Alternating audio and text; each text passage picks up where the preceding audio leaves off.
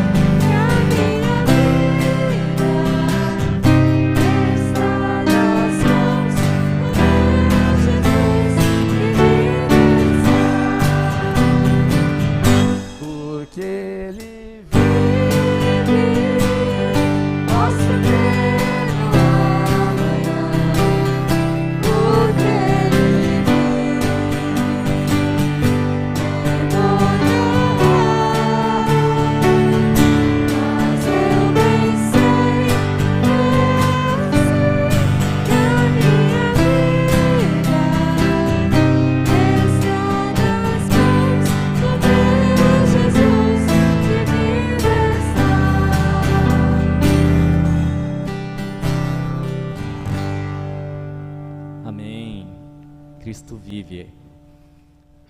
A gente vai cantar agora a música 10.000 Razões, que você possa louvar ao Senhor pensando nessa música. Amém?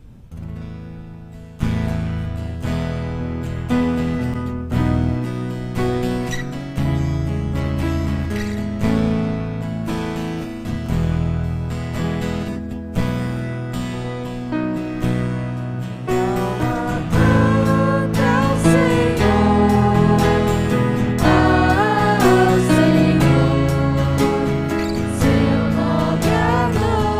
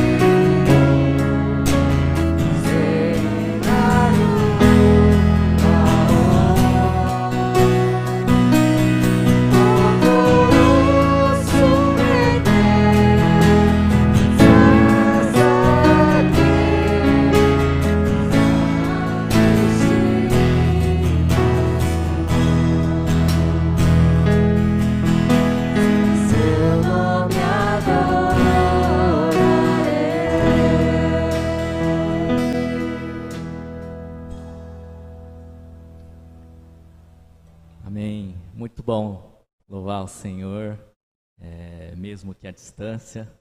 Então, agora a gente vai passar para a mensagem. E antes de passar para a mensagem, eu queria estar fazendo uma oração. Obrigado, Senhor, pelo dia de hoje, pelo louvor, ó Pai.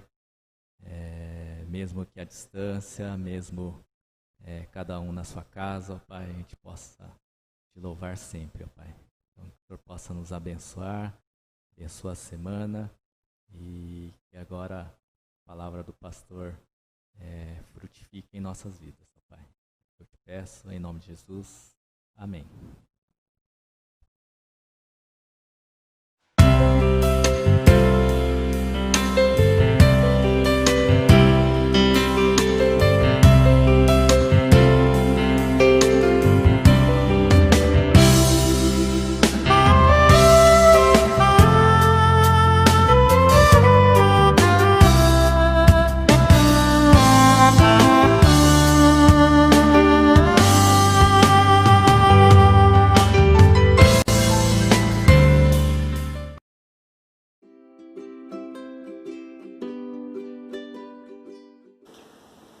Olá, que a graça e a paz do nosso Senhor Jesus Cristo seja com você. Vamos pensar juntos sobre a passagem de Números, capítulo 20, versículo de 1 até 13, que conta aqui um relato, uma passagem muito difícil da vida de Moisés. Vamos fazer uma breve oração.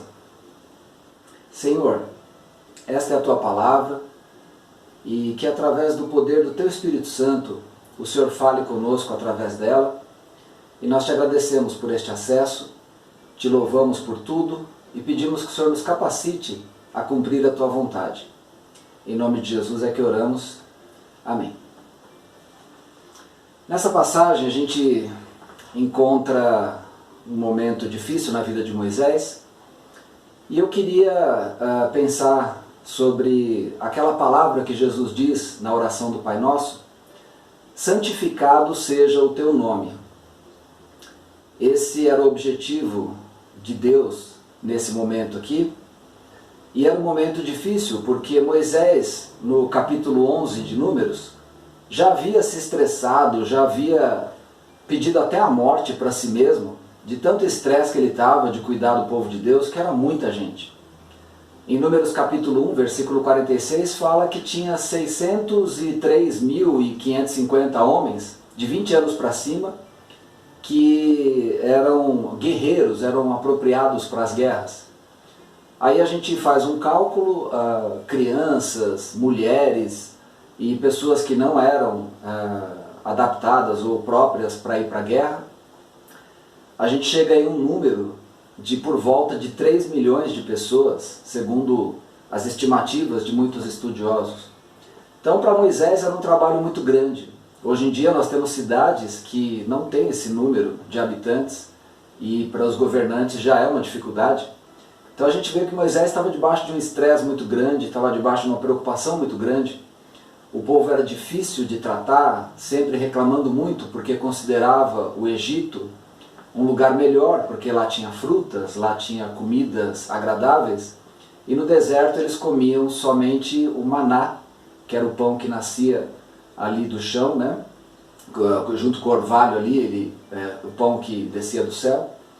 E o povo acabou reclamando bastante, a murmuração era constante, e Moisés estava bem cansado, estava bem estressado.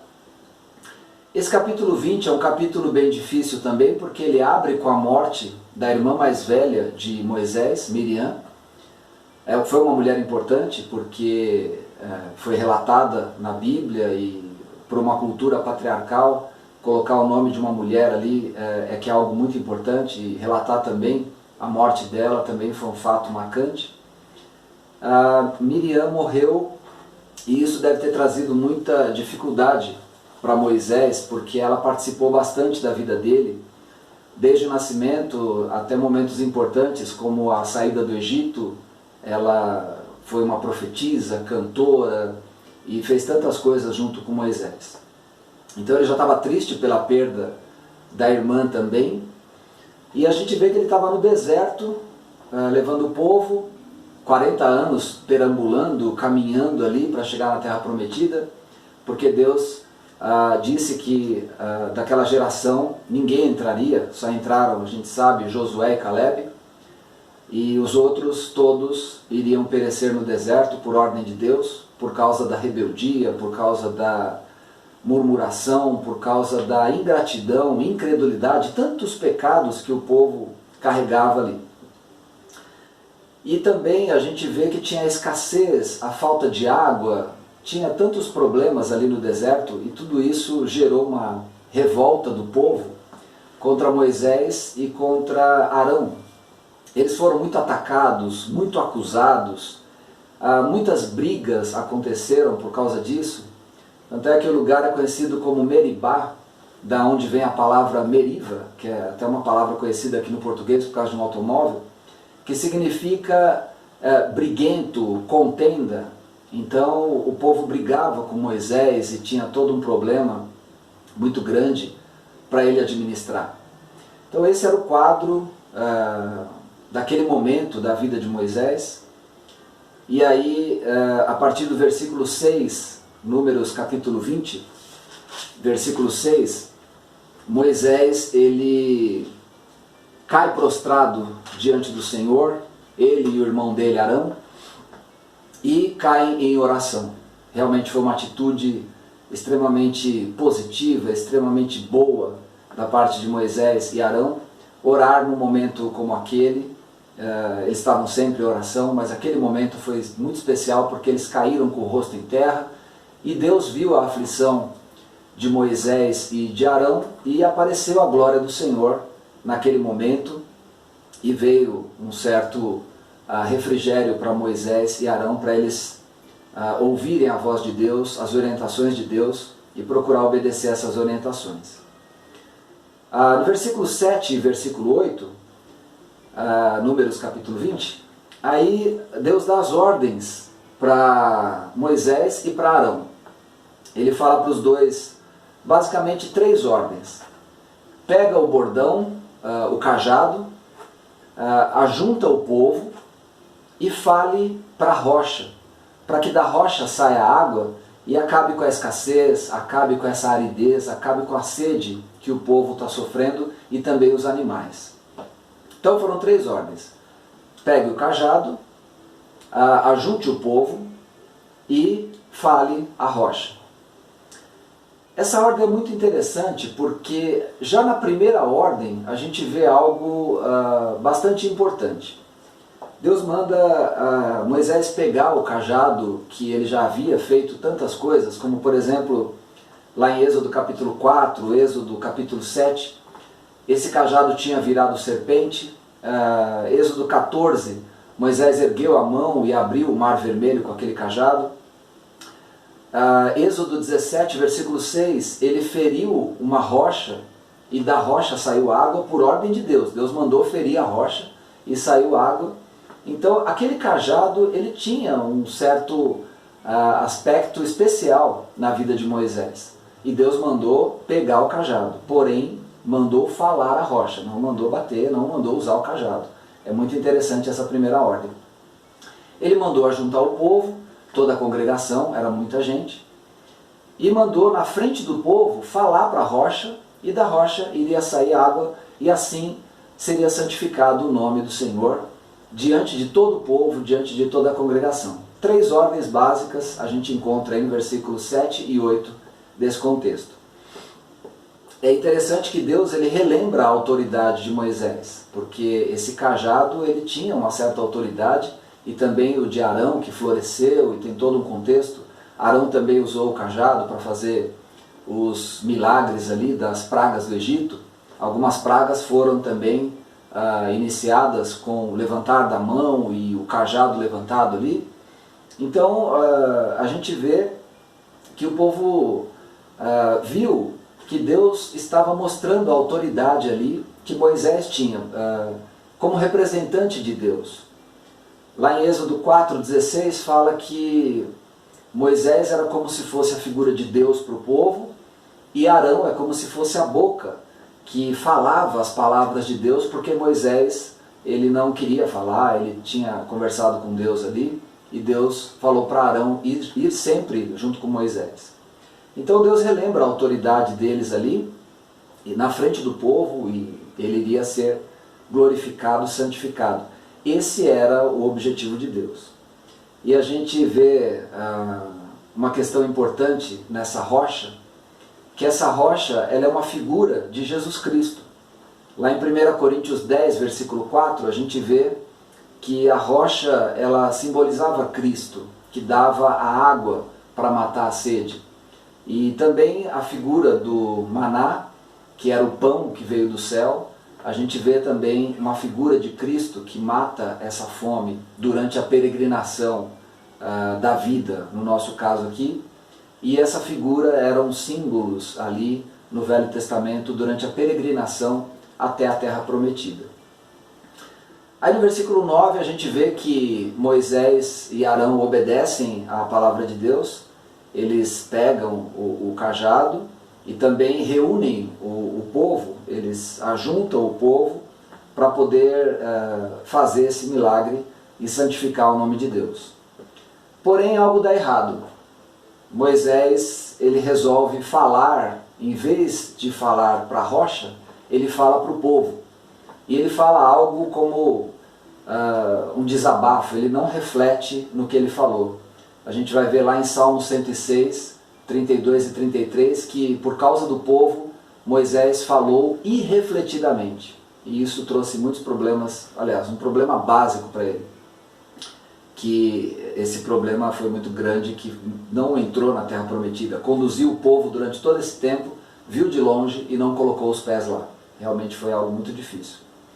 Ele chamou o povo de rebeldes. Não foi essa a ordem de Deus. E também ele não santificou o nome de Deus porque ele disse: por acaso, porventura, nós podemos fazer sair água dessa pedra? Ele disse dessa maneira: faremos sair água dessa pedra? Foi algo muito ruim, trouxe o foco para ele e para Arão, não trouxe o foco para Deus. E isso gerou uma situação difícil, que o nome de Deus não foi glorificado.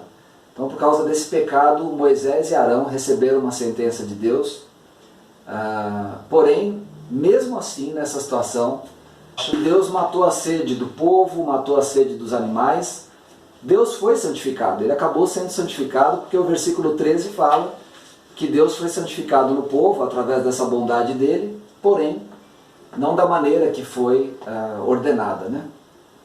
Aí no versículo 12, Deus ele fala para Moisés e para Arão: vocês dois não vão entrar na Terra Prometida. Foi um golpe muito duro na fé e na peregrinação desses dois heróis da fé. E Deus falou assim: vocês não creram no que eu falei. Era só falar para a pedra que ia sair água. Talvez Moisés ainda pensasse que o cajado fosse aquele poder que fosse tirar a água da rocha.